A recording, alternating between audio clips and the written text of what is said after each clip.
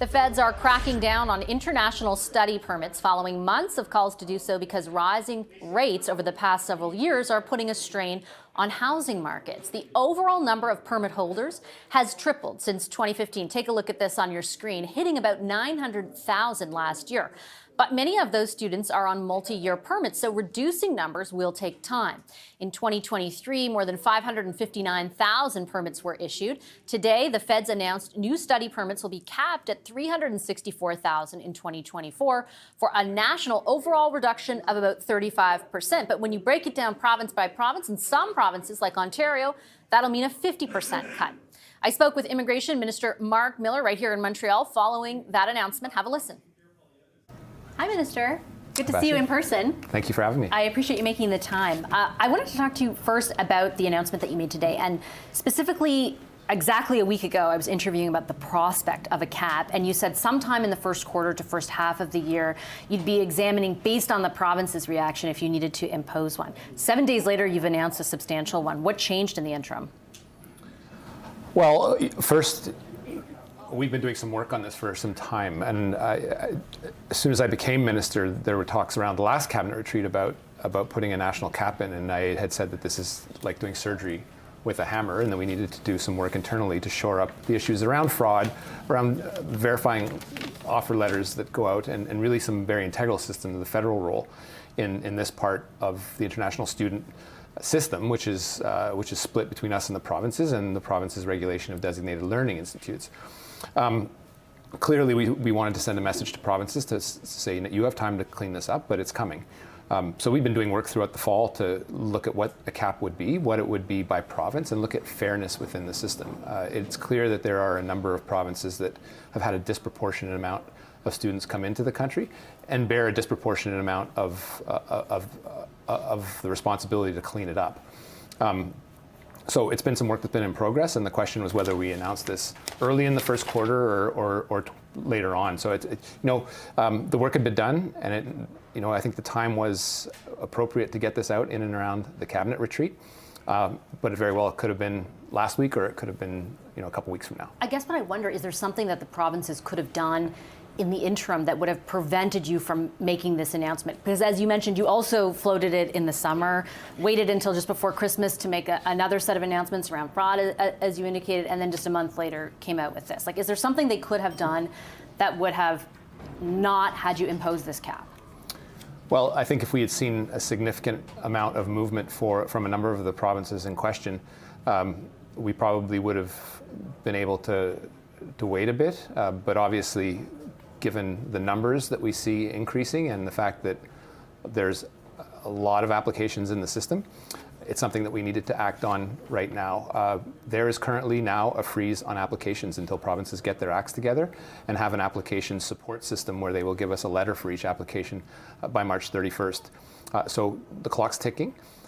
And in the meantime, there will be some, I think, really robust discussions with provinces to make sure that they have a plan to attack fraud and attack the integrity of the system that's been really compromised by not only the volume, but the quality and the types of institutions that are supporting people coming to this country.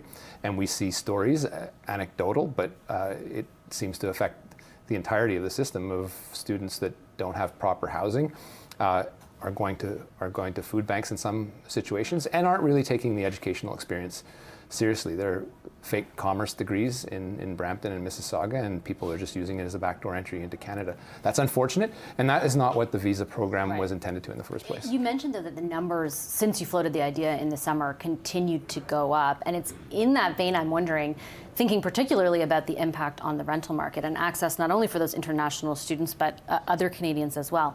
Rents in the past 2 years have gone up by a total of 22%, or an average of $390 per month.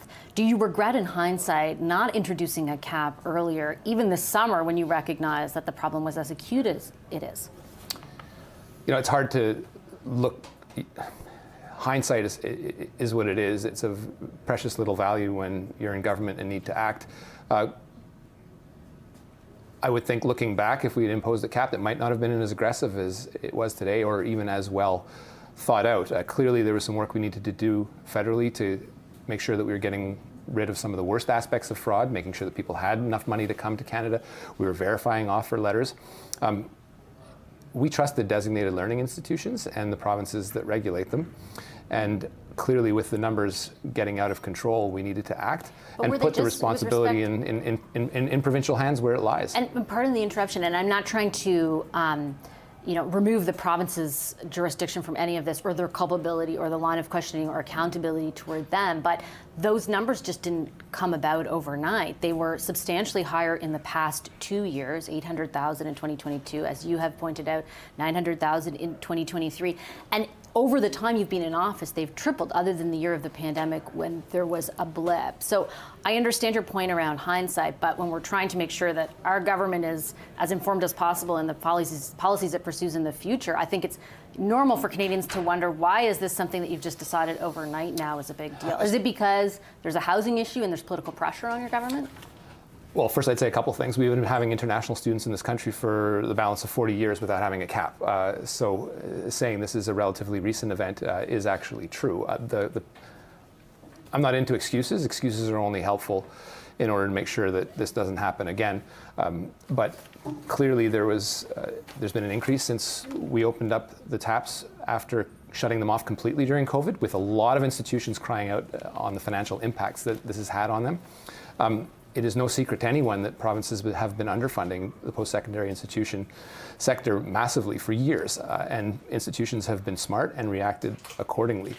So that's something we are composing with, and composing with means we have to take the right policy we have to make right policy choices in the context. Now, international students aren't responsible for the increase of housing prices alone, or really the affordability crisis that has plagued this country recently. But temporary residents absolutely, are a part of and it. in sectoral areas, in areas in Ontario, for example, or in BC, where it has gotten out of control, you do have an impact on the rental market, or people converting their own houses into rental units, and that does jack up the price. Now, this announcement alone was not a housing announcement. It will not solve the housing crisis that we are currently in, but volume is volume. The reduction of the volume will have an impact in significant markets where we've seen this run out of control. Let me ask you more broadly speaking, as the minister who oversees immigration, if you believe that the immigration policy your government is pursuing is in line with the absorptive capacity of the economy right now? I think we have to be careful when we talk about what absorptive capacity is. It's often been a catchphrase for I see a problem here, there, and there, and I'm going to associate it with immigrants. I'm not casting aspersions on anyone that uses the term, because I use it myself, but it's something that is rarely measured. We have seen impacts of immigration on housing. We've seen the impact of immigration on healthcare. And we've seen the impact on the education system. But we often fail to look at the other side of the equation, which is the labor shortage that immigration has solved. We are an aging population.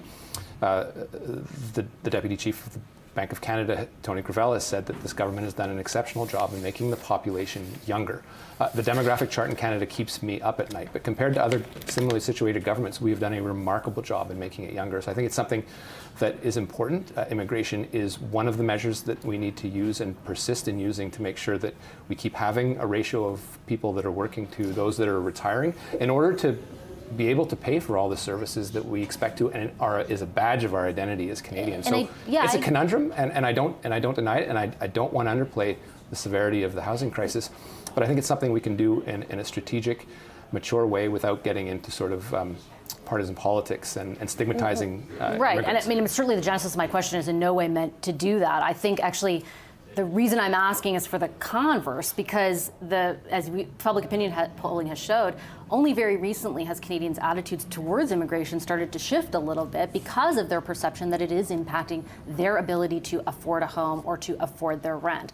There are a number of economists, chief economists at the big banks, who very recently have said Canada is caught in a population trap. They have acknowledged exactly what you said, that immigrants have been an integral part of building our labor force, making the homes that we're now upset that we can't afford.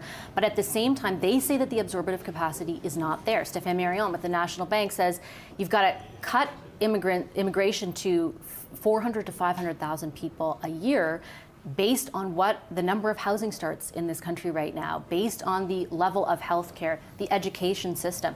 Is it your assessment that he is wrong? Do you believe the levels that you have right now, both on the temporary and permanent sides, are able to be absorbed by the economy? Well, you don't have to look at me to see the counter-narrative. The Royal Bank of Canada and Desjardins have offered counter-narratives on this.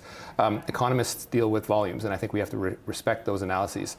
As politicians, particularly in the immigration space, we deal with human beings, and I think the analyses on the demographic curves are quite clear. If we don't address this now as a country, we will face huge problems in the next 10 years.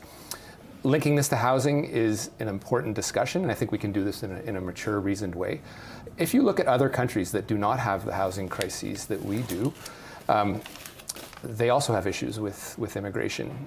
There are winds that are blowing against the Canadian consensus. The polling and the sophisticated analyses that we are seeing don't necessarily show a rise in xenophobia. It exists. We need to acknowledge that. But what they're showing is that federal governments, provincial governments, territorial governments, municipal governments need to get their acts together when it comes to immigration in planning better, whether that's housing, whether that's healthcare, whether that's targeted immigration levels. And I get that in the long term, but that housing hasn't been done so far. At the provincial level, at the federal level, at the municipal level. It doesn't exist at the moment. I'm not asking about our sort of ideological stance on immigration in the long term. I'm asking in the short term, do your immigration targets line up with what the economy can bear? I believe so. I mean, we simply have to look at the labor shortages that exist that we need to plug in a relatively expedient fashion in order to address issues that could be much worse.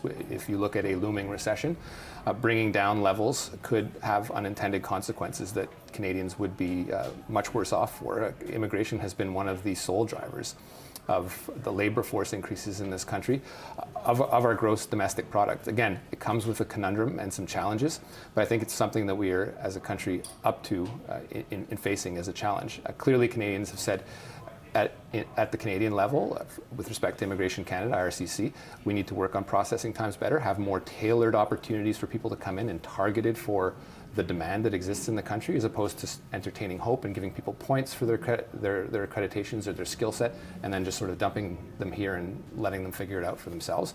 When it comes to provinces, we give 3-year immigration levels that get hotly debated, but those levels give a prediction for 3 years. Provinces don't necessarily react accordingly to those numbers that are come out and invest in housing and invest in healthcare.